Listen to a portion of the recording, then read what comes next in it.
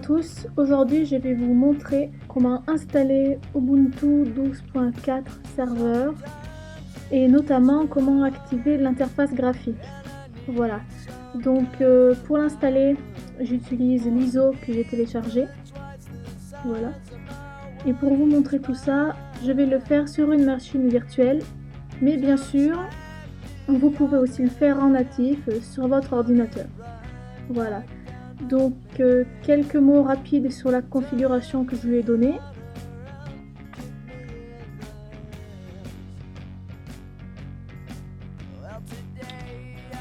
Voilà, donc je lui ai donné 2 Go de RAM, 2 processeurs, 128 MO de mémoire vidéo, c'est largement suffisant, 10 Go de stockage, mais bien sûr j'ai mis un disque dur de taille dynamique qui peut changer donc. Et j'ai mis internet car ce sera très utile pour installer l'interface graphique. Voilà, donc je vais démarrer la machine.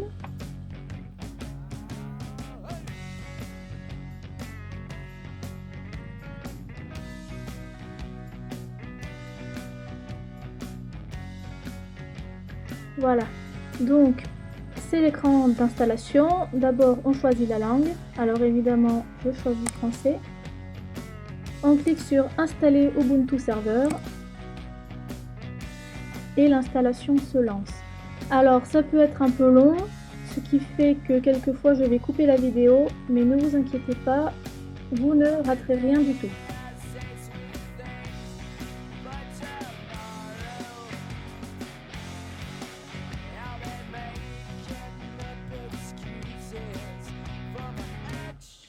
On choisit la France. Alors là, je préfère cliquer sur non, c'est plus facile, car je suis sous Mac et donc j'ai pas un clavier Windows. Donc je choisis le français et le clavier Macintosh.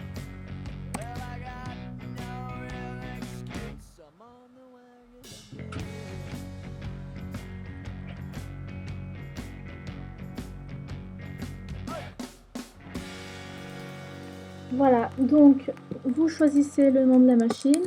Moi je vais mettre Ubuntu serveur.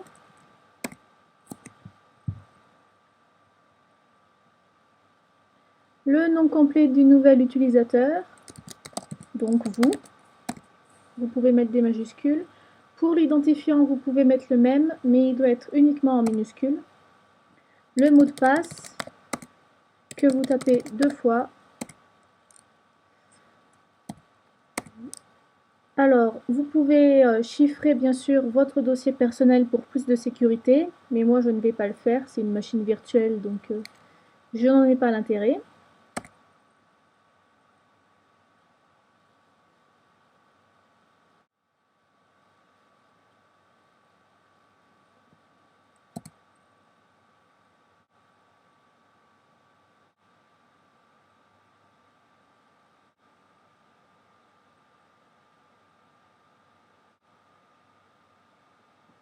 Voilà, donc là, on va commencer par partitionner les disques. Si vous êtes sur votre ordinateur, que vous souhaitez installer Ubuntu en natif, mais que tout de même vous souhaitez garder Windows, c'est tout à fait possible.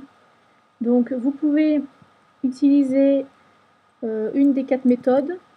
La plus simple, c'est soit assister, utiliser un disque dur entier, soit assister, utiliser tout un disque avec LVM. Alors LVM c'est vraiment bien, ça permet un accès plus rapide aux données, mais ça a un inconvénient, c'est que vous ne pourrez pas lire votre disque Linux avec Windows. Voilà. LVM chiffré, ça permet de chiffrer tout votre système, comme précédemment, on vous a demandé de chiffrer votre dossier utilisateur. Voilà. Donc je vais utiliser la première méthode. Utiliser un disque entier, car je n'ai pas de Windows à garder.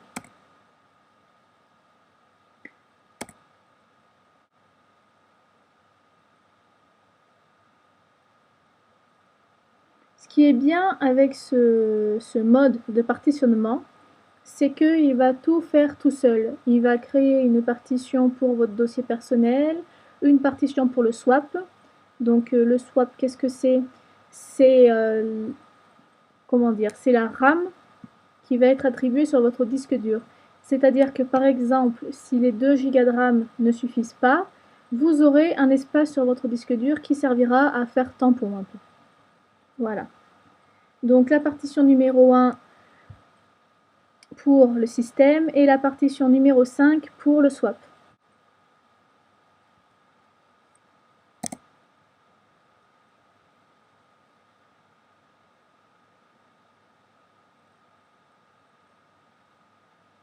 Voilà, donc là, j'ai coupé la vidéo, mais vous n'avez rien raté. Il est en train d'installer le système.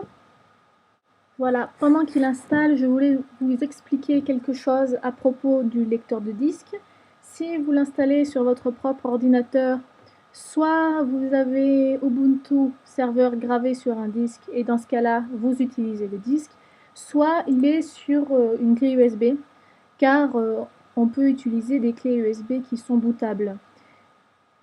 Mais pour mon cas, vu que c'est une machine virtuelle, j'utilise un lecteur de disque virtuel. Et donc, pour éjecter le disque, je peux utiliser différents moyens. Donc là, vous voyez que dans le lecteur de disque virtuel, j'ai l'ISO. Voilà. Comme ça, ce sera moins flou pour vous quand je dirai que, en effet, j'éjecte le disque.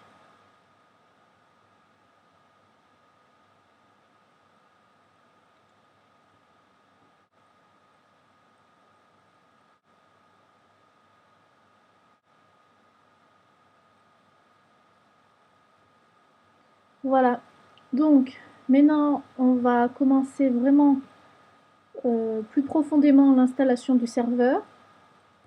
Donc si vous ne savez pas comment remplir ce champ, vous pouvez laisser vide. Sinon, remplissez en utilisant l'expression régulière http etc.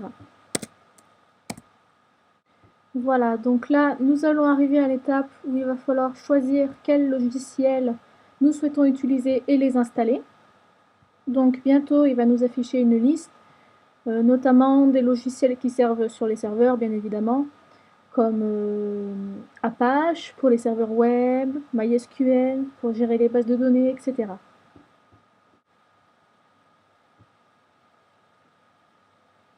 Voilà, donc là, il vous demande comment vous souhaitez installer les mises à jour.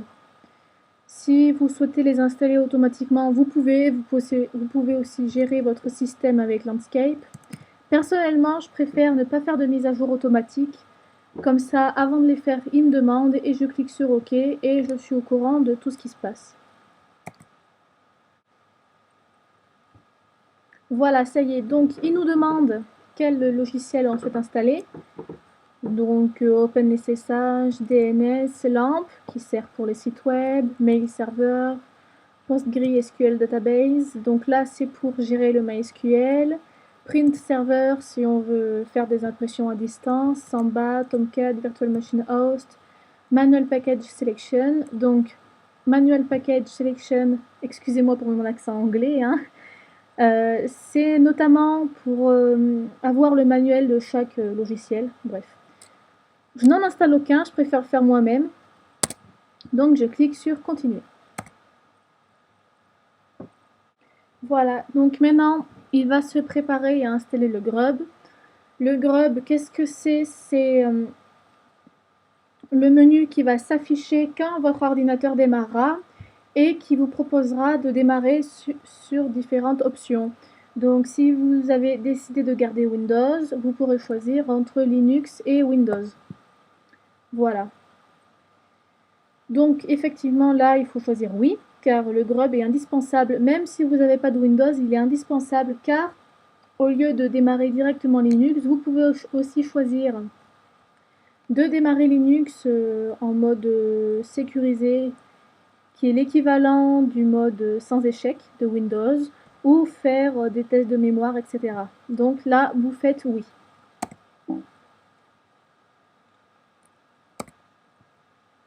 Et voilà, l'installation est terminée. Donc là, il nous demande de retirer le CD ou la clé USB.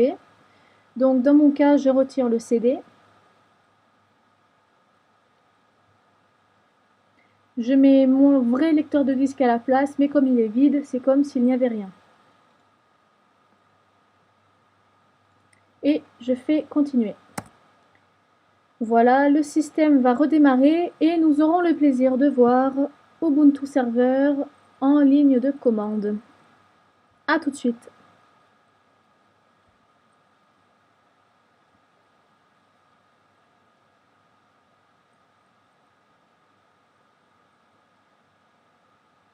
Voilà, donc ce que je vous disais, c'est que vous voyez, ça c'est le grub.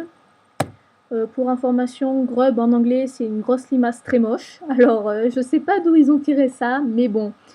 Voilà, donc vous pouvez choisir de démarrer Ubuntu, Ubuntu mode de dépannage ou mode sans échec, ou faire des tests de mémoire. Voilà, donc évidemment, on choisit le premier.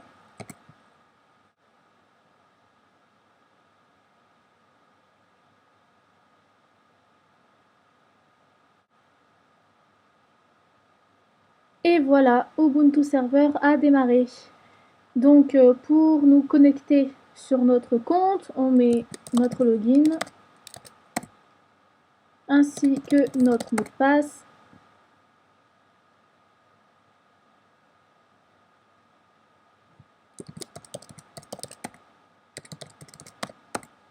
Si je me trompe, ça va pas le faire.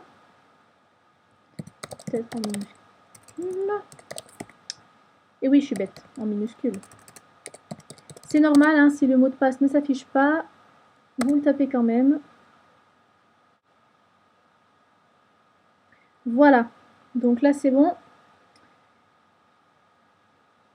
On va avoir la main, normalement. Voilà.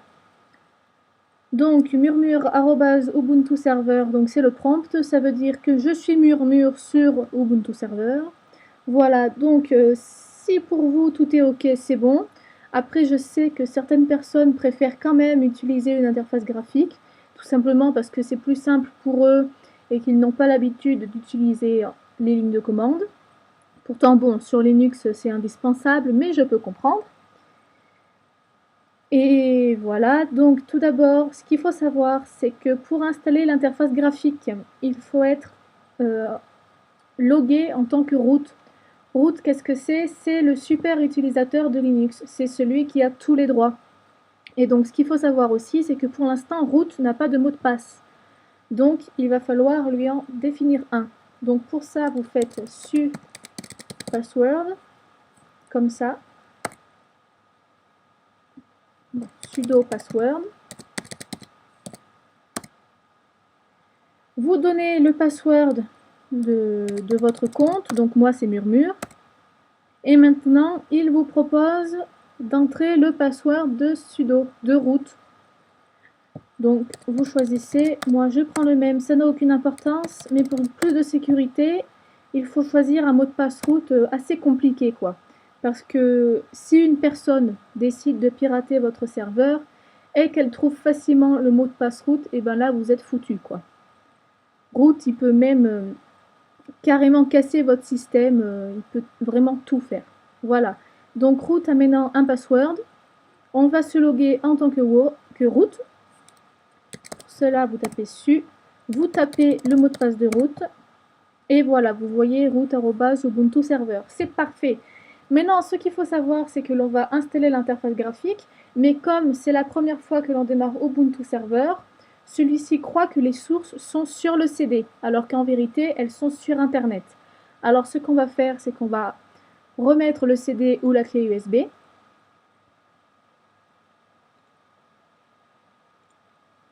Voilà. Et là, vous faites apt-get update. Là, il va mettre à jour et remplace les sources qui sont présentes sur le disque par les sources d'Internet. Voilà, il a fini. Maintenant, on peut retirer le disque. Voilà.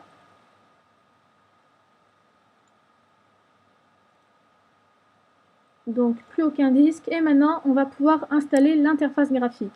Alors pour cela, vous tapez apt-get install Ubuntu desktop. Voilà. Donc là, il va installer l'interface graphique qui est l'interface d'Ubuntu. C'est logique. C'est assez long. Alors je vais en profiter pour vous faire une petite parenthèse sur la commande su et la commande sudo. Voilà. Donc là, vous dites oui car vous voulez l'installer.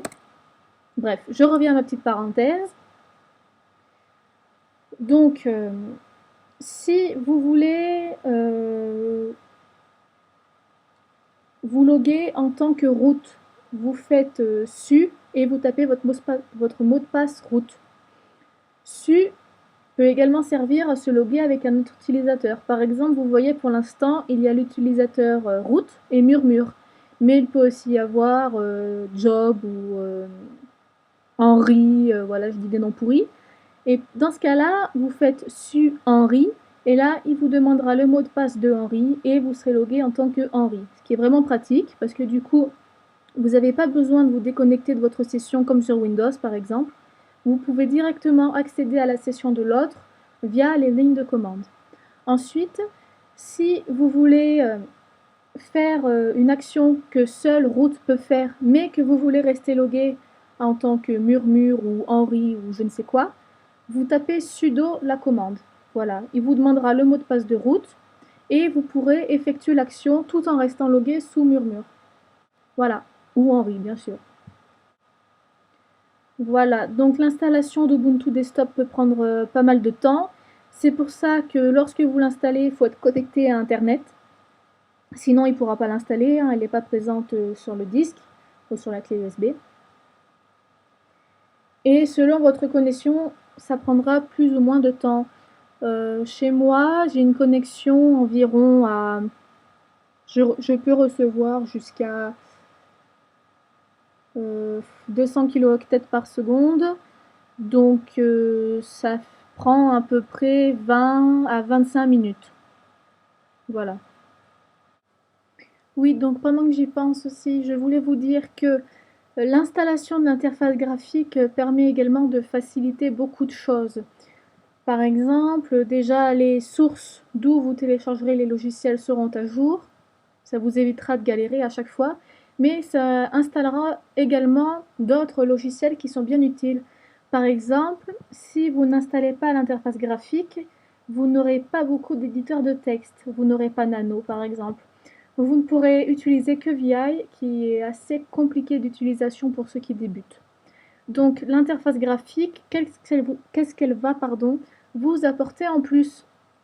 Déjà Firefox, ainsi que LibreOffice, Nano bien évidemment, le gestionnaire de mise à jour, d'installation de logiciels, la Logitech, Ubuntu One, des logiciels de lecture audio comme VLC, lecture vidéo également, en gros plein d'autres choses qui vous sont utiles. Voilà. Vous voyez là, il est en train d'installer LibreOffice. Et voilà, l'interface graphique est maintenant installée.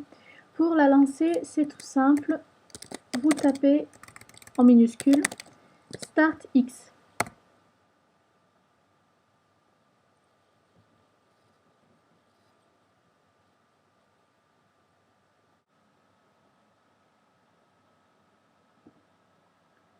Et voilà, comme vous pouvez le voir, elle est en train de se lancer. Et bien sûr, il s'agit de la même interface que le Ubuntu normal. Donc aucun changement apporté à ce niveau-là. Voilà, comme vous pouvez le voir, il y a tous les programmes dont je vous ai parlé, Firefox, LibreOffice. Vous pouvez voir les autres programmes ici. Voilà. Et donc vous avez du coup plein de logiciels. Voilà, j'espère que ce tuto vous aura plu et qu'il vous aura été bien utile. Si vous avez des questions, n'hésitez pas à les poser sous la vidéo ou sur le forum que je vais bientôt ouvrir qui sera fait exprès pour répondre à vos questions. Voilà, je vais en profiter pour faire un petit peu de publicité. Si vous souhaitez utiliser Ubuntu Server pour créer un serveur World of Warcraft, eh bien sachez que différentes ressources sont disponibles. Si vous choisissez le Core Trinity, j'ai créé un site web qui propose les commandes à utiliser ainsi que les idées, donc les commandes pour les maîtres de jeu et les idées des objets, des PNJ, des sorts, de plusieurs choses. Donc il est disponible à cette adresse. Je mettrai les liens dans la vidéo.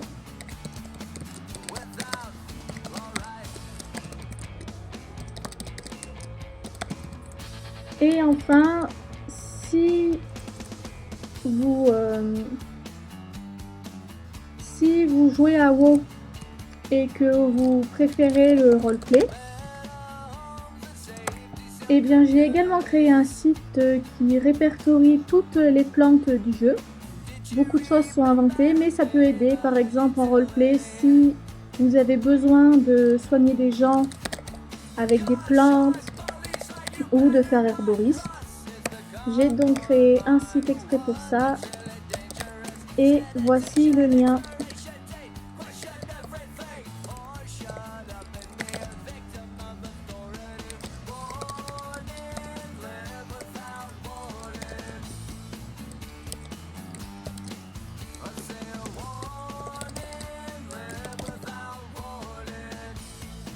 Voilà, j'espère que donc ce tuto vous a plu, oui je me répète, et je vous dis à une prochaine fois.